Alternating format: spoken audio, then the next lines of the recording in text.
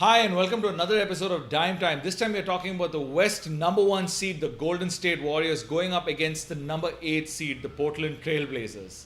Well, unless you were sleeping under a rock, you realize that the Warriors were on the right side of one of the biggest signings in the history of the NBA, Kevin Durant.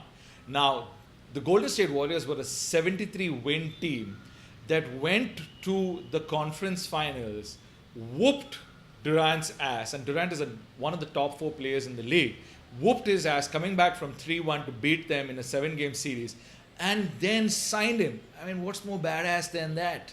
Sure, they stumbled across during the season. I mean, when you've won 73 games and you signed Kevin Durant, despite not winning the championship, it carries a certain weight. You had a target on your back, teams are coming after you, and you've emptied your team to accommodate Durant. You let go of some of the bigger keys of your previous season, whether it was Ezeli, whether it was letting go Andrew Bogut, whether it was letting go guys like Leandro Barbosa.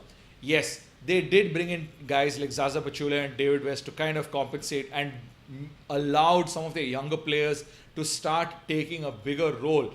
But kind of figuring out how a team that won 73 wins then suddenly incorporates another player who is one of the best 4 players in the league, it's got to take some time. They figured their way eventually, but when they did, our great Mr. Pachulia fell down on Durant's leg. That kind of sidelined Durant for a couple of weeks, and that's when the Warriors lost their way for the first time in 3 seasons. They lost 3 games back to back. Post the 3 game losing streak, the Warriors ended up going on a 14 game win streak, finding some of that magic that made them the best team in the league the previous 2 seasons. They were kicking ass all over the place. Thompson and Curry, both of whom who were in shooting funk, suddenly found their range, and Curry was again making shots from 38 feet beyond the arc. All their stars performed at different parts during the season. Curry had a slump, which then he found his range. Clay had a fairly solid season, much like the previous seasons he had, and has continued to prove that he can be relied upon when Curry is gone cold. And Draymond Green was rumored, it was, the experts believe that Draymond Green role would significantly be reduced, especially with the arrival of Durant. But Draymond Green's proved that he is still the soul of this team and still runs the offense has to run through him. He was still Draymond Green. His numbers took a hit, sure, because that's what happens when you bring a player like Durant. But in general, Green is still the core of this team. He's still the heart and soul of the Warriors team. The Warriors had a fantastic bench the last 2 seasons. It's one of the reasons why they had so much success, as a matter of fact, winning 1 championship and then, of course, that 73 win season. But bringing Kevin Durant had to be a really, really tough decision for them, simply because they had to gut a lot of their team. The rest of their bench did manage to catch up, though. They ended up 4th in scoring when you consider all playoff-bound teams. But it's still a very, very star-led team, right? This is a team that's going to rely on Curry, Thompson, Green, and Durant to deliver.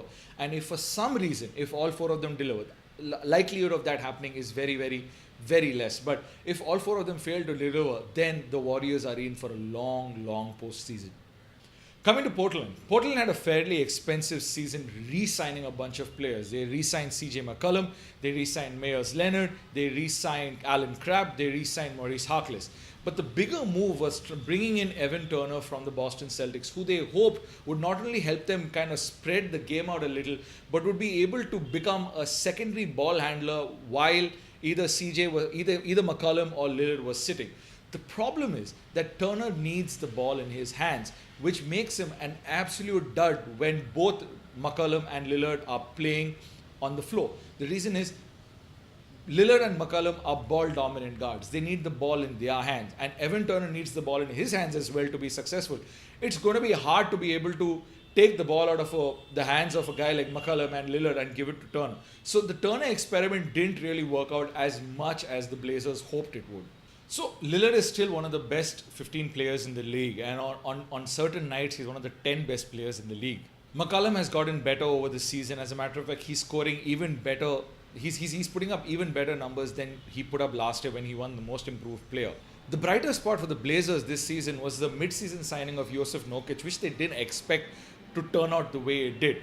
Everybody was wondering for the Nuggets it made sense. They sent away Nurkic and they signed Plumlee. In some way, it kind of made sense for them.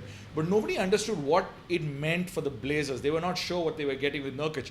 Nurkic has turned things around. He has become easily one of the best big men in the league, passing and shooting the ball like no one the Blazers have seen in a very, very long time.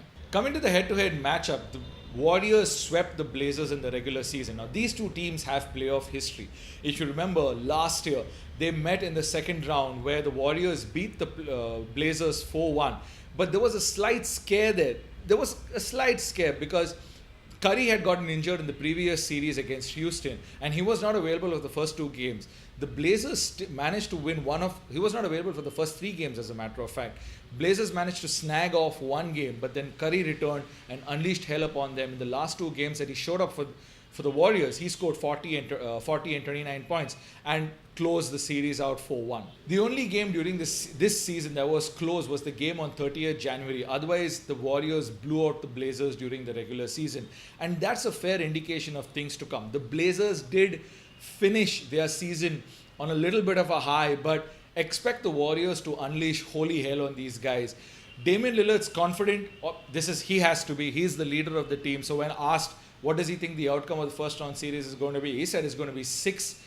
We are going to finish the Warriors in 6 games. I understand where he comes from. He needs to be confident. He needs to lead his team. He needs to tell his team, show his team, and show his fan base that he believes that the Blazers actually stand a chance against the Warriors.